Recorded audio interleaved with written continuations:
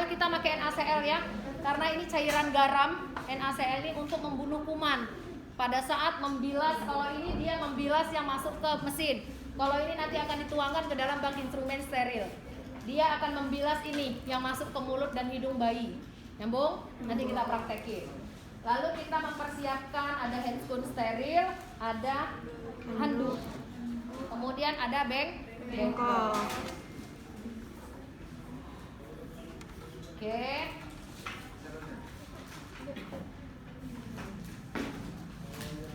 Biasanya ibu paling senang nyiapin alat itu yang mempermudah kerja ibu. Ya, yang harusnya di bawah ibu taruh di bawah. Jadi nggak numpuk di sini karena nanti ibu mau pakai handscoon steril. Sebenarnya boleh di troli, boleh juga di meja pasien. Nih, contoh meja pasien kayak ini ibu udah cerita ya di semester 3. Meja pasien ini kan ada tempat untuk naruh alat steril. Jadi kalau pas mahasiswa yang biasanya tremor, kalau ibu udah ngajarin ini kadang-kadang bingungnya, apalagi yang bertanya sama mahasiswa ini. Coba silakan bagaimana cara menggunakan handscoon steril dengan di atas meja pasien. Kan udah ibu ajarin misalnya kan, karena dia nggak terlalu merhatiin, ya sibuk nyariin meja meja sterilnya. Yang dibuka laci sama dia. Bu, nggak ada bu, coba cari, nggak ada bu, cuman ini sama ini bu. Gitu karena nggak merhatiin ibu praktikum. Kan ini kayak seolah-olah nggak bisa ditarik kan? Kalau yang nggak tahu pasti dia akan bingung.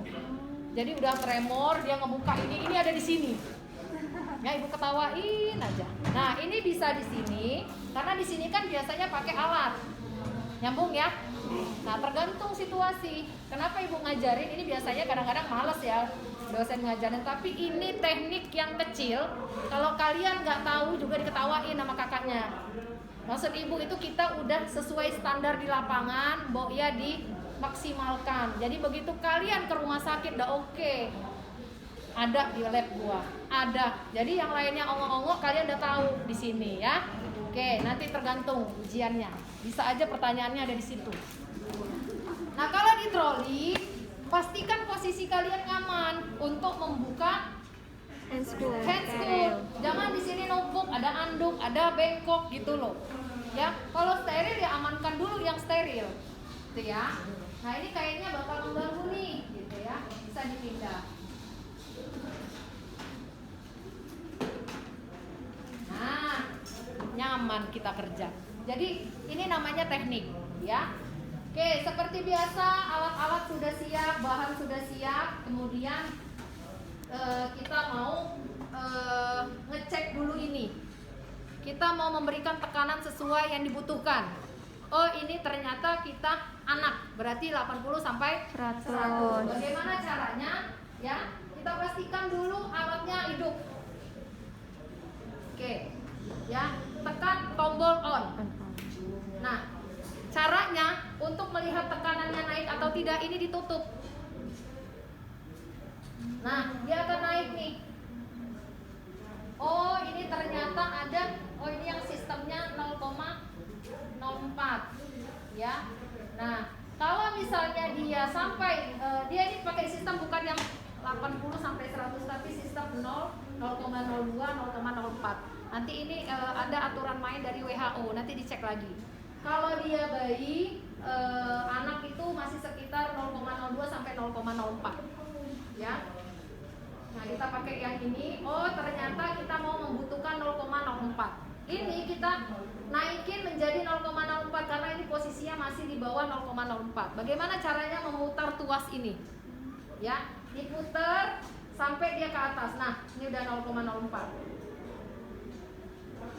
Oke. Dah. Kalau udah pas 0,04, alat hidup kita matiin. Jadi nanti udah pakai handscoon, nggak gupek ngecek ini. Nyambung? Makanya pasien alatnya dipastikan dulu sesuai dengan yang diminta. Nah, kalau udah begini dia turun. Kita naikin lagi pasti nggak nih 0,04.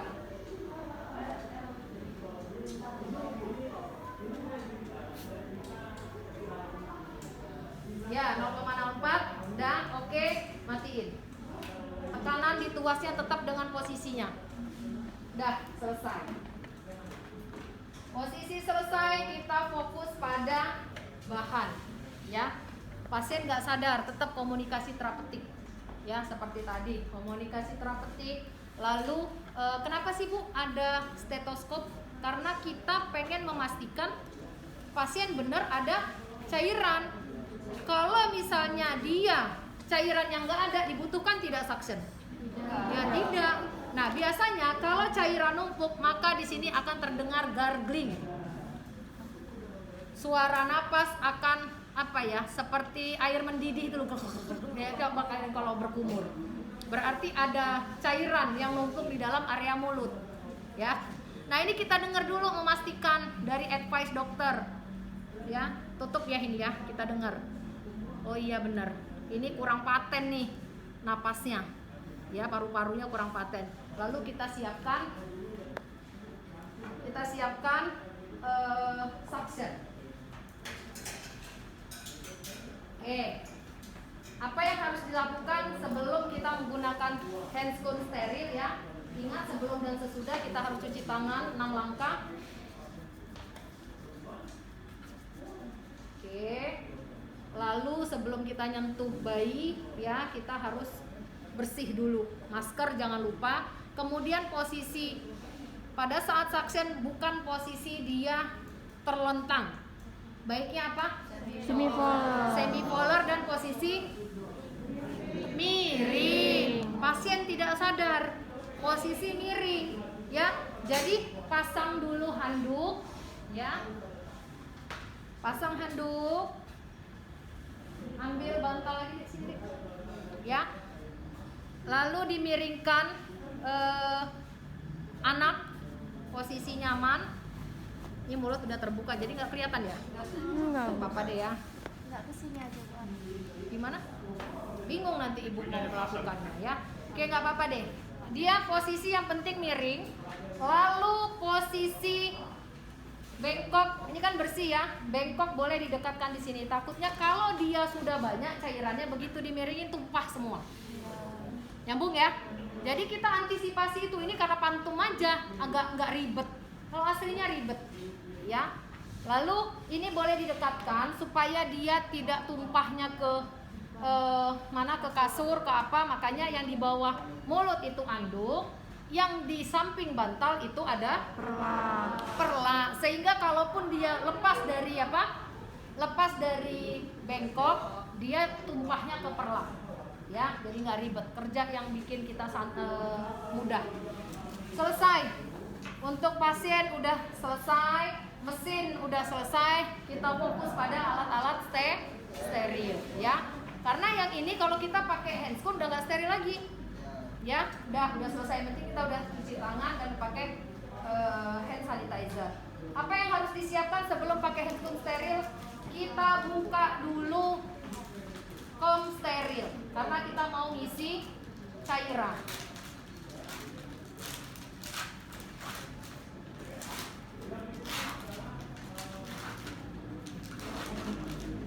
Ya.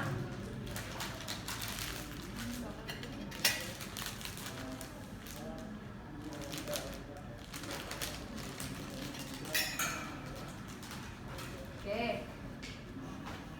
Tuangkan secukupnya NaCl untuk membilas selang. Jadi jangan terbalik ya. Udah sibuk pakai handscoon duluan. Steril Bu, steril. Terus siapa yang masang? Tenang Bu, ada asisten. Weh keren. Itu jawaban yang udah terlanjur itu asisten. Nilainya 100 sama Ibu. Misalnya dia udah kepake nih, ya kan? Terus siapa yang buka ini? Dia pinter kan jawab. Saya butuh asisten Bu. Oke kan? Oke. Yang penting ininya masih dipertahankan. Ya udah temen yang dapat nilai. Kelakuan mahasiswa ya. Ini kalau sudah, ini udah dibuka, udah diisi. Lalu ini dibuka saja, tapi jangan dikeluarkan karena kita mempertahankan yang ini steril. Ya, ini dibuka. Supaya nanti kalau udah pakai handscoon steril udah enak nariknya. Nah, tongolin aja ujungnya. Nah, kepalanya ditongolin. Oke, Oke, lalu kita siapkan handscoon steril.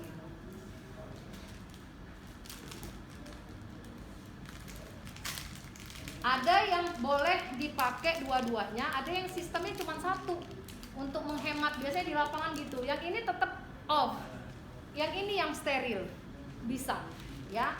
Kalau ibu pakai yang satu aja nih.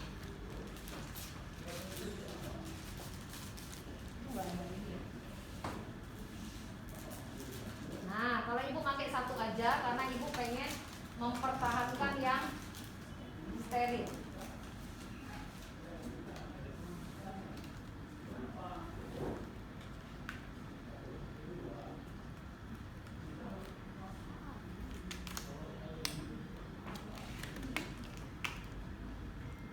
Ya, linkingnya ketinggalan dulu.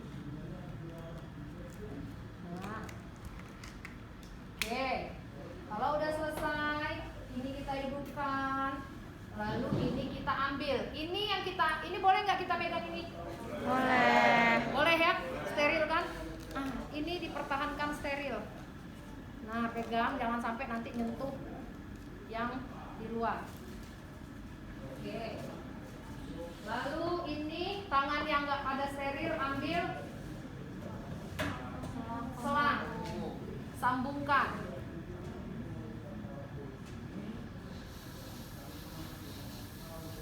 Ini tutup. Kalau nyedot dia ditutup. Kalau mau ngebilas dibuka, maka keluar cairannya. Ya, kalau nyedot ini ditutup, jangan terbalik. Oke, ini selesai kita tes. Sedot, lepas. Sedot, lepas. Sedot, lepas. Nanti di sini, ya. Di dalam sini ini untuk ngebilasnya. Lalu, ya. Kalau sudah kita bersihkan di area mulut dulu, jangan hidung. Nyambung? Di area mulut, jangan terbalik. Nanti hidung dulu yang diurek-urek baru masuk ke mulut, ya. Mulut dulu. Ya, sebelum masuk ke mulut baiknya diukur, ya, dari mulut ke telinga, sehingga kita megang batas ini pas, nggak kedalaman, nggak kerendahan, ya. Oh, kita jangan ditempel ya, perkiraan aja. Nah, segini megangnya, udah pasti dia akan masuk ke dalam ujung mukosa mulut, ya. Oke, selesai deh. Ini suster bersihkan dulu cairan yang ada di dalam mulut adek. Oke. Ingat berapa? Nggak boleh lama? 10 detik. Tidak boleh lebih dari 10 detik. Ya, bagaimana caranya pada saat masuk ini dilepas? Jangan ditutup gini, udah kesedot duluan, ke lidahnya juga sedot nanti. Ya, ini dibuka, cari dulu cairan yang udah numpuk. Udah ketemu nih cairan numpuk, tutup, maka kesedot semua. Sedot sampai ke luar. Jangan dibuka, kalau dibuka berceceran di sini. Bukanya begitu sudah sampai steril. Lepas, maka tumpah semua ini. Lalu diisep lagi untuk bilas, tumpahin lagi. Nyambung? Ya, ingat, masuknya ke sini dibuka. Begitu ketemu cairan ditutup. Kalau ditutup dari awal, maka lidah akan ketarik. Ya kesedot terus kan? Iya. Ya. Oke, berapa kali? Kurang lebih 3 kali atau sesuai kebutuhan cairan yang mau diambil. Ya, tetapi pada saat dia suction nggak boleh lebih dari 10 detik. Ya, oke, cari lagi, sedot lagi, kemudian dikeluarkan. Sedot sampai keluar, lalu masih tahan sampai sini dikeluarin, ya, dibersihin, sedot lagi, bersihin lagi, dilepas lagi. Oke, selesai yang mulut, kita ke hidung. Biasanya hidung juga akan ada sumbatan, ya. Masukin ke hidung kanan, lalu nanti disedot, keluarin, bersihin lagi, ya. Lalu dimasukin lagi sebelah kiri. Nah, bersihin, selesai. Oke, kalau sudah selesai, ini masukin aja ke dalam bak kom steril, karena ini kan bakal dipakai lagi setiap dia mau disuction. Gak mungkin rumah sakit mau ngeluarin ini terus, ya. Oke. Oke, ini selesai. Jangan lupa dipatiin. Lalu ini dimasukin, ya. Masukin ke dalam sini. Ini kan masih steril nih. Yang penting pertahankan dulu steril. Nah, ini udah nggak steril lagi tangan kita nih, karena udah megang depan. Oke, ini ditaruh. Lalu ini diletakkan ya. Ini jangan dulu dilepas sebelum yang kotor-kotor diberesin, karena nanti kena cairan ya. Ini diberesin dulu, ini pasti nanti akan bercecer. Nah, kalau sudah ambil tisu, lalu dibersihkan area mulut dan hidung. Ya, lalu dilepas lagi bantalnya. Kemudian dipastikan sudah tidak ada lagi suara gargling, ngorok ya. Sudah tidak ada lagi cairan yang numpuk di mulut, sudah bersih. Lalu dibereskan handuknya. Karena takutnya misalnya belum maksimal nih, begitu kita balik masih ada lagi, ya lakukan lagi. Makanya dimaksimalkan sampai dia benar-benar tidak ada cairan. Oke, selesai tindakan. Lalu kita lepas handscoon dan observasi. Sama seperti yang tindakan oksigen, harus sering dilakukan pemantauan. Ya, kalau suction biasanya per 15 menit boleh dipantau tuh. Kenapa? Karena dia numpuk kan. Jadi paling bagus posisinya memang miring. Makanya selalu ada perlak ya. Kalau pasien di ICU itu memang harus perawatnya emang di dekat dia. Siapa yang udah pernah dinas di ICU? Atau ada saudara yang di ICU? Itu nurse stationnya nggak boleh jauh dari tempat tidur pasien. Kenapa? Karena dipantau per menitnya. Nah, ada pasien yang tadinya bagus, saturasinya bagus, tiba-tiba drop, tiba-tiba meninggal. Kalau udah ICU kan luar biasa tuh, ya kan? Kalau UGD, ruang rawat, ruangannya di sana, di sini, nurse stationnya di ujung, ya kan? Ya. Karena kenapa? Pasien sadar. Tapi kalau ICU, pasien tidak sadar. Sehingga kalau di Abdul Muluk ya ibu, setiap ibu dinas di ICU, oh ternyata ini analisanya. Kenapa ruang ICU di sini tempat tidur pasien, perawatnya di depannya, sehingga kan bakal ada anamnesa per menitnya ya, dari monitor-monitor yang terpasang di depan pasien. Oke, ada pertanyaan untuk suction pada anak? Jelas? Jelas, insya Allah. Nanti insya Allah lah